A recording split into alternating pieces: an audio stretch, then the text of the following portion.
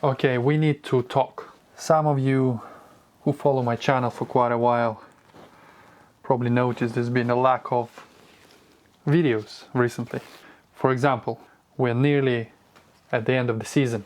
8 rounds this year, 8 rounds, and I haven't done a single one, even though I have been filming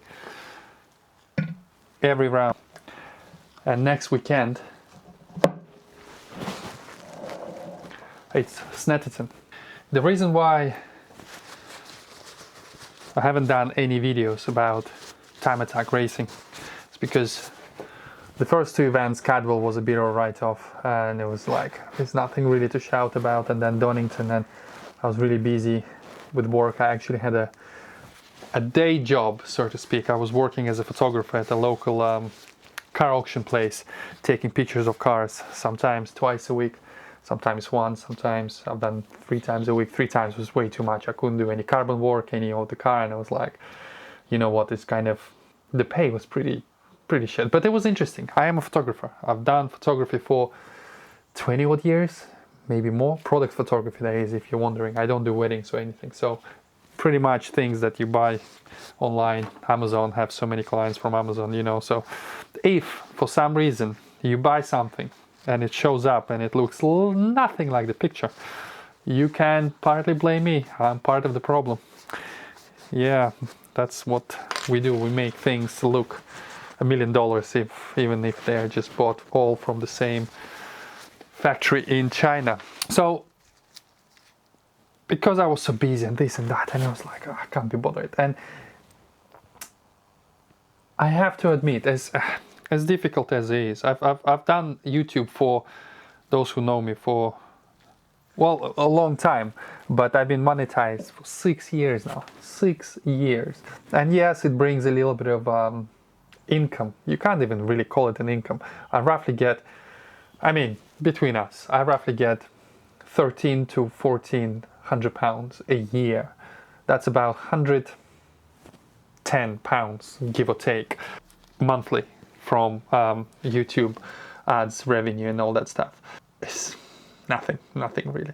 So I kind of had a bit of a burnout, because the growth has been really slow. I mean, yes, I am nearly at 21,000 subscribers. Ooh, you can probably, if you're only just starting out, and you know how difficult it's to get 500,000 subscribers for some people, like Michael Hume. Look at him, what, 10,000 subscribers in like 3 months? Brilliant. Yeah, my content was always quite niche, and it's just because the growth is so slow, you kind of end up giving up on it a little bit. I used to do 1 video a week, and then I started doing 2 videos a week, which was the wife was always complaining. She hated Ilya the YouTuber, so I kind of stopped. So for that reason, one of the reasons I decided not to do it. And in all honesty, the carbon videos, they're the ones that you guys want to watch, and I can't blame you. It's something that inspires you. It's something that it's applicable to everyone. Everyone loves carbon, and I get messages almost on daily basis still, people either thanking me for inspiration, showing me what they've done, asking me questions how to do this better. So I understand this is basically what I need to do, and racing videos, they never really did that well. So after 2 rounds I decided, you know what, maybe what would be really cool if I can complete the entire season and then make a big video, like an hour long, because usually the videos are same format. I talk for a bit, go out and practice, talk for a bit, go out and warm up, talk for a bit, go out and qualifying, talk for a bit, go out and final, and then I talk for a bit, thank you for everything and how great the day was and blah blah blah. So I think it would be cool to make a 1 feature-length video, like an hour or whatever, like the whole season, with all of the sort of problems we had at the beginning, at Cadwell, at Donington Park. And you're probably asking, what are you doing? Why are you like doing with the gearbox?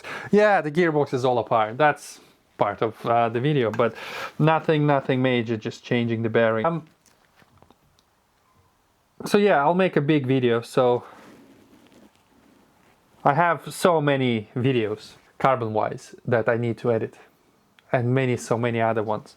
and it's just you don't really have time, and sometimes you can't be really bothered all that much to do it, because if you've done as many videos as I have, you would understand that it's all pretty much the same thing. To find something really interesting to do is pretty difficult. So what I'm doing here is I'm actually assembling the gearbox back. One of the bearings, one of the main bearings in the bell housing failed. Survived for 2-3 years now. I had this gearbox. Yes, it has been serviced before, but obviously, you know, they didn't replace the bearings because they were not at fault, and there could be a number of reasons, but I think it's just, you know, it's a race car and the bearings do fail. All the gears look absolutely mint. You know, you look at, you know, any of the gears on any shaft, there is not even a marking on them. So Kotuk, if you want a proper good gearbox, this is not a sponsored video. I mean, yes, they are friends and partners, but I paid for this gear, and it was full price at the time. Yes, they helped me with paddle shift because we've been sort of trying to help each other out. But yeah, this gearbox is the single most expensive thing I've ever bought for any car, and you know, you kind of have to take care of it. So at Knock Hill, it started sounding really, really rough. Again, this will be in a new video, but I'm just doing this sort of talk for 10 minutes and you guys listen, and I don't have to edit much. This is my lazy way of making a bit of content, and just so we guys have a catch up. It started sounding really, really rough, and I retired it from qualifying session, and then we did, well, I wanted to do literally 3 laps just to get the points in the final. Luckily, it was right before the rain started, and you know, the strategy kind of paid off. I basically managed to do a fast enough lap to put me in P1 before the rain, and really did help.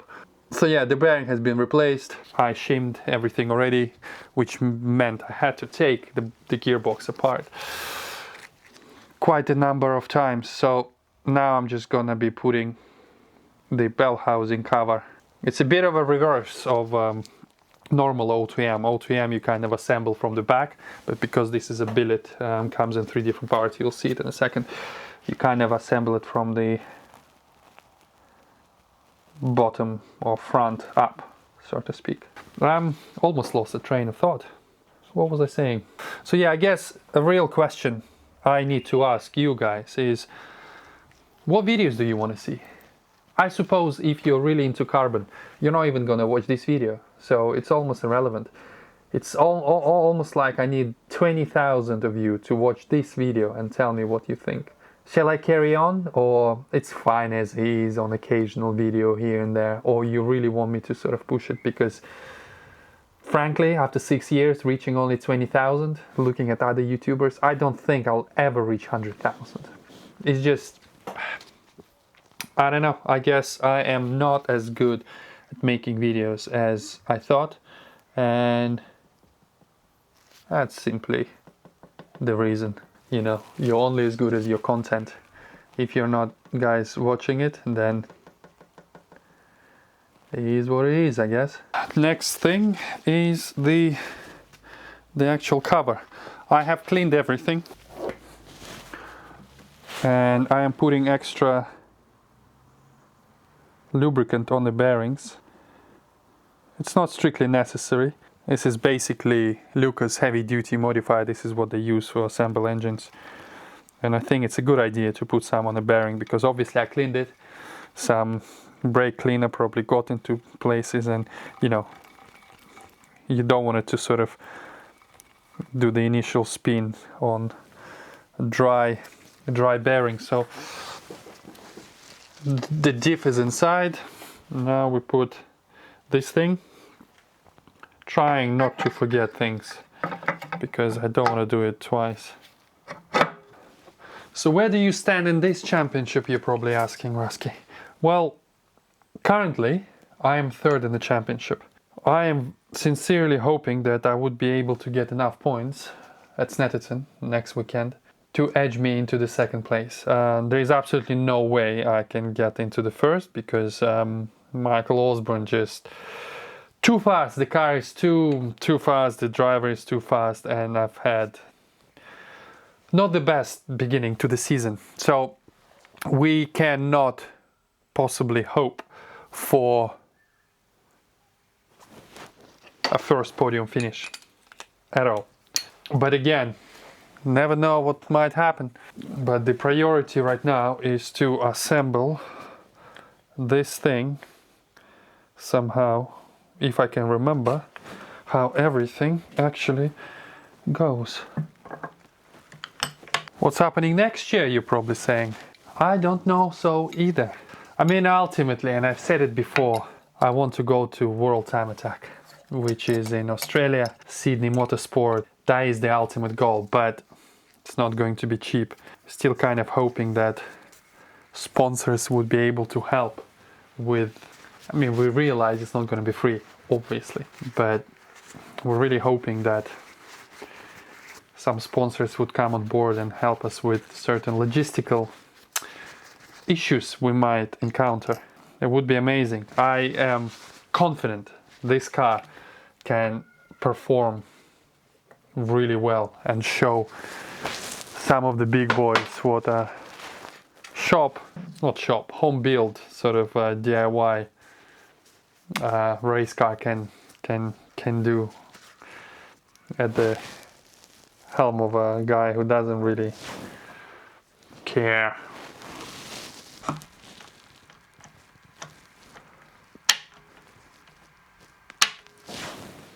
And if we do go to Australia, it means nearly zero chance to do Time Attack season, because obviously it's pretty far away, as you can imagine, and we don't have the funds to send the car by plane, because that would be the ultimate, wouldn't it? That means that you can do the whole season, send the car, you know, a week in advance to Australia, and still have enough time to do pretty much a full season. But that's not going to happen. So if we do go, it would be a container on a ship, and it takes 3-4 months. So in essence, your car is out of the country for at least 6 months, which kind of means good news for you, maybe as a content absorber, so to speak. I'll be finally starting the ladder build, have all the parts and everything, but if the car is not in the country, the Clio that is, that means that the ladder build can commence. Right, I have a feeling I've done it wrong, because I already put these shafts in and I didn't put the main shaft in. I balax, talking too much, innit?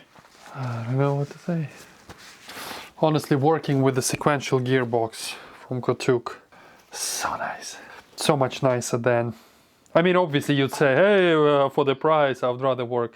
Yeah, but I mean, it's a sequential gearbox. I mean, come on. Everything sort of comes together nice and neat, providing you know which way you took it all apart. And I tried, I mean, I put all the markings everywhere, so I know where everything goes. That's not the correct way, that's the correct way. Yeah, boy. So once I put this together, it can go onto the engine.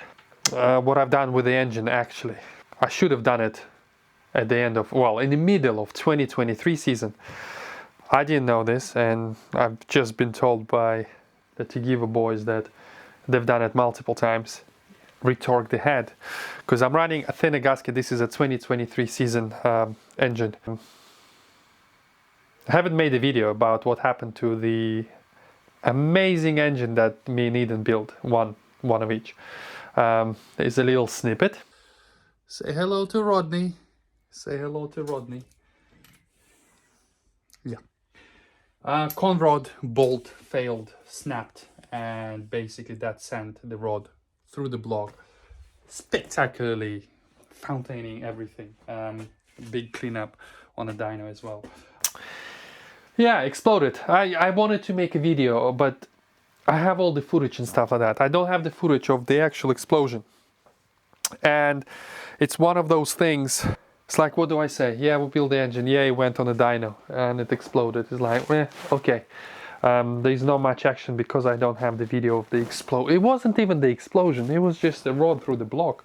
I mean, Paul West probably would say the difference because he still keeps finding bits of metal lodged into places. I mean, obviously, a bit of a joking more, but it is what it is. So Athena gasket, right? Athena gasket. It's a cut gasket, so it's a composite gasket with a stainless steel ring that goes around. You need to retorque the head studs after a couple of heat cycles on the engine, and they've done it before, and now I've done it. And granted, it's been 2 seasons. The reason why I even thought about it is because I've been having a really weird coolant issue. It would just basically, after 10, 12 hot laps, would start overfilling the overflow. Never done this before. And I checked with the CO2 meter, you know, you put on the expansion bottle, and it confirmed that there's exhaust gas in the cooling system. And it's basically, which is a weird thing, because I always thought that when your head gasket blows, you start getting white smoke because coolant, but it's on this occasion it's the other way around. So the gas goes into the coolant passages and it basically pressurizes the system more than it should. And I've done it, and I would say, I think it has 10 bolts, 10 studs. Out of those 10, at least 7 did an extra quarter turn. Basically how you do it, and don't quote me, God forbid, I've seen it on HP tuners. I mean, they're pretty reputable, right? And they basically confirm that some engines, anyways, you undo 1 bolt at a time, not fully, obviously, but you untorque it like quarter turn, and then you torque it to spec, how you want. And they torqued quarter of a turn extra. They're L19 bolts, they're not sort of your standard, so once is fine, I guess. Anyways, so this is what I've done. So the engine is done. There's a little crack on the manifold that I need to weld, only a small one, right where the Westgate tube goes. I think it's a little bit too long, and we didn't really put any bracing. Apart from that, yeah, it's good to go. And I'm actually working on a new intermediate linking thing for the steering, because I have 3 U-joints on the steering column, because the clutch pedal and my feet, anyways. And I think after 4 or 5 years that I had this thing, you know what, I'll show you. I will just show you. So this is the bottom part. So this goes onto the rack itself, and this sort of attaches to the bracket I made, and then this goes into the upper shaft. And there's too much play in this joint. I put it in the vise, and you can actually see how it moves. And I always thought that was a bit weird when the wheels are stationary. You can sort of have a little bit of this. So I fear, and I'm pretty sure by now, that the majority of my sort of instability at high speed was partly due to that, because obviously, you know, torque steer and the alignment and whatever, the car wants to sort of do that. And if your wheel is not, there is a bit of play in there, it basically sort of notches left to right. So you kind of, it appears that you do a lot more corrections than the car actually does. And that's what a lot of people commented. Oh my God, it's like super lively. Well, it is, but not as much as you can see. I watch my own videos, and yes, in the video appears that I'm doing that. But that's not really the case. The car sort of does a little bit of wobble, but it's not as dramatic as I'm doing it. So I think it's because of that. So I bought a bunch of shafts just because I wasn't sure what to. So I bought the BMW X5 shafts, and this is some X6, I think, but all these are aluminium and I can't replace them. I took one off and it's a different size. And this is basically the contender that I'm going to use. This is the Corsa, no, not Corsa. This is Vauxhall Astra J, 2008 or 2010 or something like that. And the length is pretty much the same to what I made, because this one has been welded out of many pieces. And it's pretty much the same thing. So all I have to do is modify the bottom bit, because obviously on the Clio it's different. and then I actually bought a new one of these. So basically I'm making a brand new one, so I'll have this as a spare anyways, because I don't want to modify this, and I'll have this as a spare, and I'm making a new one with all the new sort of U-joints, and if I can cure it or make it better, it's a bonus. Right, I cannot get distracted now because this part is quite critical. I knew this was gonna happen. All right, let's put some bolts in. We have 3 long ones.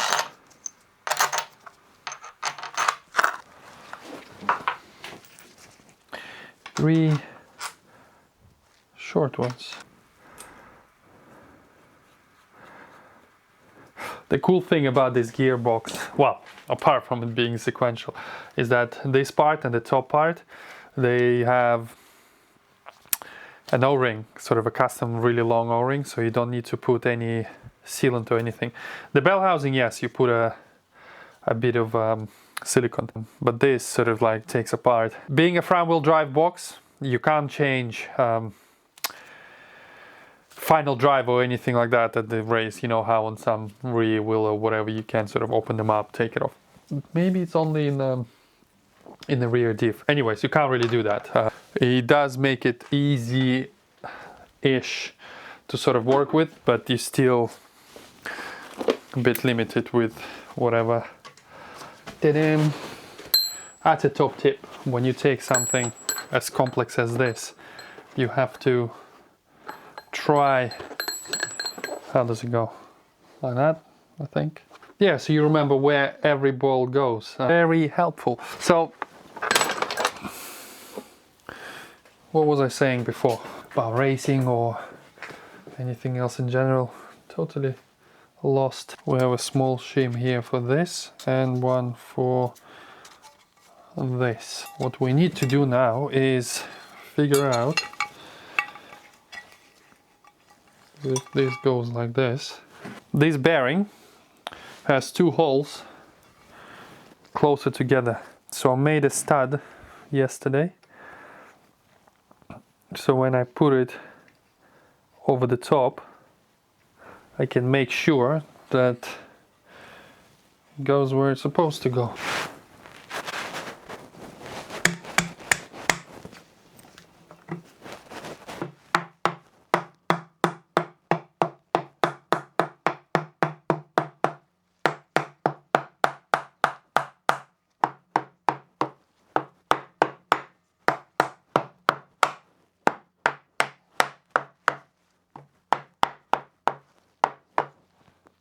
Pretty much like that.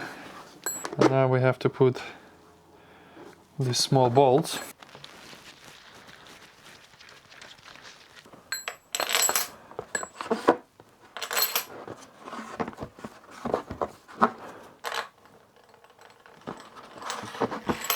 And one of the very last bits is the gear position sensor, because we want to know what gear we're in. Alright, so this thing is assembled. Let's do a quick test. Right now it's in neutral position. I'm spinning the shaft freely. I put a little bit of silicone here just so you can see how it rotates. And first gear, rotating. Second gear. Third gear, it's becoming more difficult to spin because obviously of the ratios and the diff. 4, 5, 6, and we're pretty much 1 to 1. Let's go back. 4, 5, 4, 3, 2, 1. And it doesn't go into neutral because we need a neutral lockout. And we're in neutral. Job well done from me. I mean, obviously we don't know how it's gonna work and whether the bearings that I replaced are